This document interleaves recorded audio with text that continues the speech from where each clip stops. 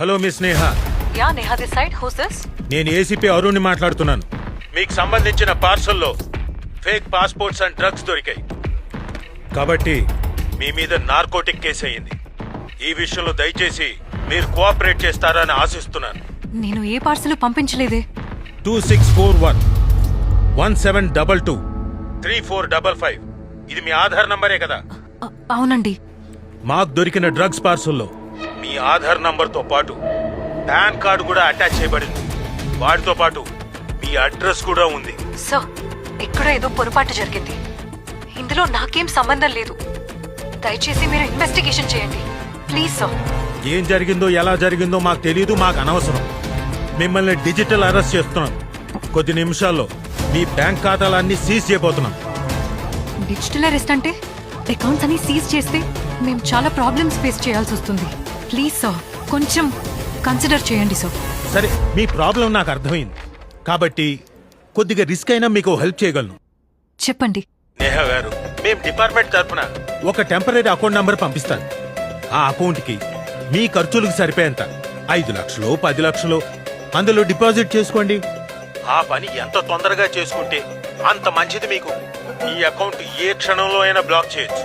మీ account seize అయినాక మేము ఎలాంటి హెల్ప్ చేయలేం మీకు.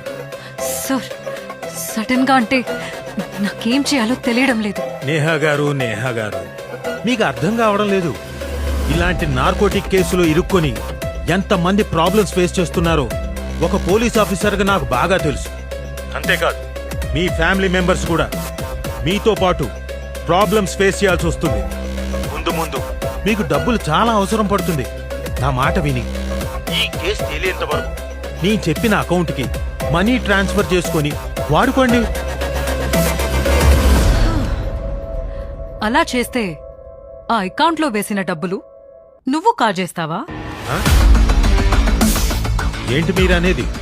దొంగ తెలివితేటలు ప్రదర్శించింది చాలు, ఇక ఆపే. రే, నేను కూడా పోలీస్ ఆఫీసర్ని. This is DCP Neha. Got it?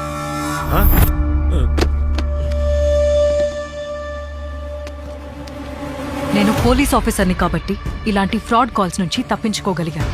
Digital arrest అనేది మోసగాళ్లు మిమ్మల్ని భయపెట్టి డబ్బులు లాగే ప్రయత్నం ఇదని మీరు తెలుసుకోవాలి. ఏ ఫ్రాడ్ ఏజెన్సీ ఫోన్ కాల్స్ చేసినా కంగారు పడిపోయి మీ అకౌంట్ డీటెయిల్స్ ఎవరికీ షేర్ చేయొద్దు. అంతేగాక మీ అకౌంట్లోని డబ్బులు వేరే అకౌంట్కి పంపించి మోసపోవద్దు. ఇలాంటి డిజిటల్ మోసాలని అరికట్టేందుకు ప్రభుత్వం 1930